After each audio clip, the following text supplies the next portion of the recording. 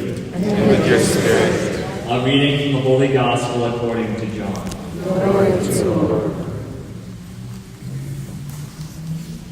Jesus went out to the Mount of Olives, but early in the morning he arrived again in the temple area, and all the people started coming to him, and he sat down and taught them. Then the scribes and the Pharisees brought a woman who had been caught in adultery, and made her stand in the middle.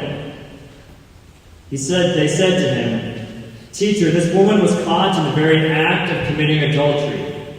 Now in the law, Moses commanded us to stone such women. So what do you say?" They said this to test him, so that they could have some charge to bring against him. Jesus bent down and began to write on the ground with his finger. But when they continued asking him, he straightened up and said to them, "Let the one among you who is without sin be the first to throw a stone at her." Again he bent down and wrote on the ground. And in response they went away one by one, beginning with the elders. So he was left alone with the woman before him. Then Jesus straightened up and said to her, "Woman, where are they? Has no one condemned you?" She said, "No one, sir." Then Jesus said, "Neither do I condemn you. Go, and from now on, do not sin anymore." The Gospel of the Lord. Praise to you, Lord Jesus Christ.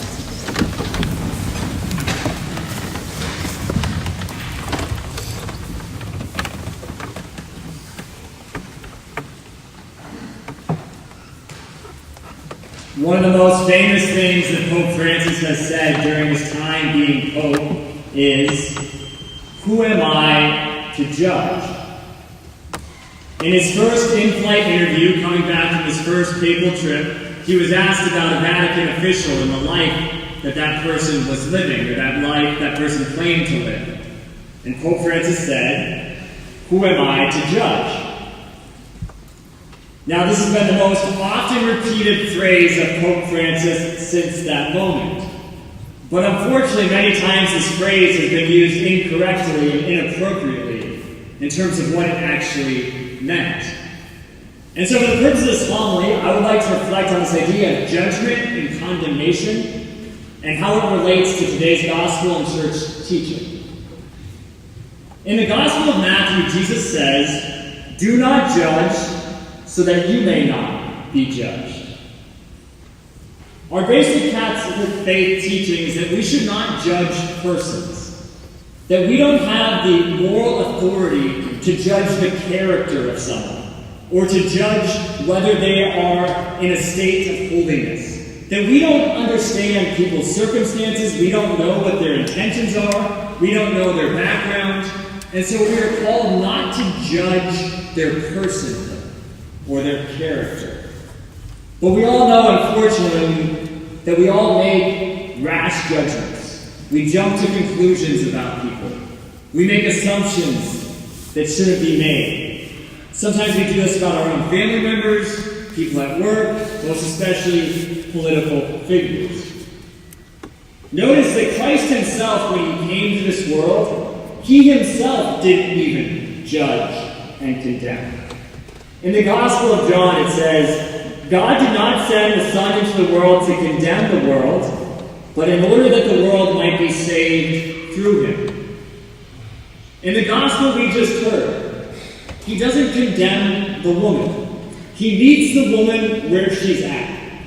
He accepts her despite her past, and through his mercy and love, he encourages her to move forward with her life. He doesn't say, "Didn't you know adultery is wrong? How could you have done that? Shouldn't you have read the Bible? This is very clear." No, he accepts her where she is at, embraces her with his mercy, and encourages her to move forward. But notice, while he doesn't judge her, he does judge something. He judges her sin. He says, "You have sinned. You did something wrong. Don't do that again."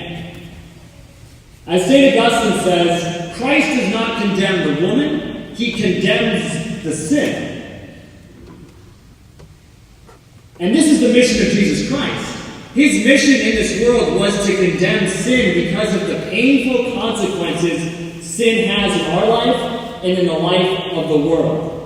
For anyone who has suffered as a result of an adultery, or has a family member who has, you know how painful the consequences of that sin are. And so Jesus came to condemn sin. If we want to know the ugliness and the horror of human sin, just look at the crucifix. The crucifix is a sign of how ugly, deadly, and devastating human sin can be. Which is why Jesus, in chapter 5 of John's Gospel, says to the paralytic, "Do not sin anymore, so that nothing worse happens to you." Unfortunately, nowadays, we've become very casual about sin. I think it could be argued that in the past, there were Catholics that were overly condemning of people that committed sin, but now our struggle is we are overly casual with sin itself. Notice the reason the Pharisees brought this woman to Jesus was because she committed a serious sin. She broke the eternal law of God, one of the 10 Commandments. This was a serious issue.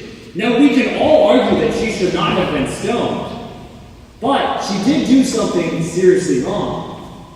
Nowadays, though, we break the 10 Commandments, or we support our family members who break the 10 Commandments, and we think nothing of it. We do it so casually. How casually is the 3rd commandment broken, which is skipping Mass on Sunday? How casually in our culture is the 5th commandment broken, with the sin of abortion? How casually is the 6th commandment broken, which is only having marital intimacy between two people who have been married in the eyes of God? How often adultery happens today by the way that people look at images on their phone and on the internet? How often there's lying, cheating, and stealing, and then we think nothing of it. We have a certain casualness to sin. And I don't bring up these sins because I myself think I'm perfect and that I haven't and don't sin in my own life. I don't seek to judge people that do these actions, but I do seek to judge the sin, as Jesus did, because sin has painful consequences in our life and in the life of the world, which is why Jesus' mission is to eradicate sin from our life.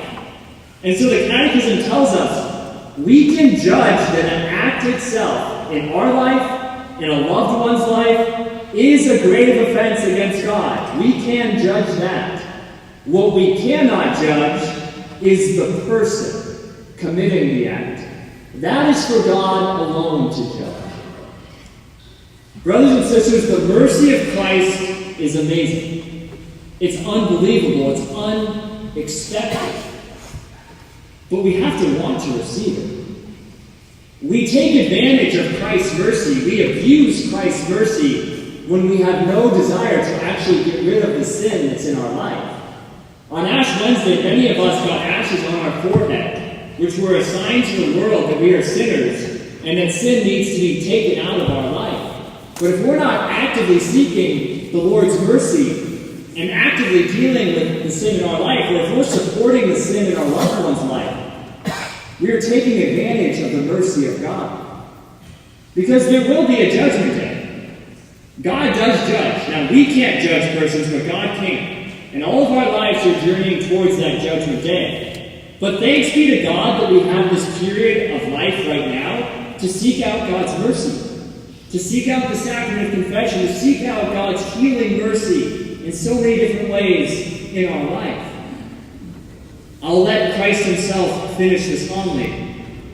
Christ said to St. Faustina, "He who refuses to pass through the door of my mercy must pass through the door of my justice." Brothers and sisters, there is a judgment day coming. But thanks be to God that we have the time right now to seek out God's mercy until that day comes.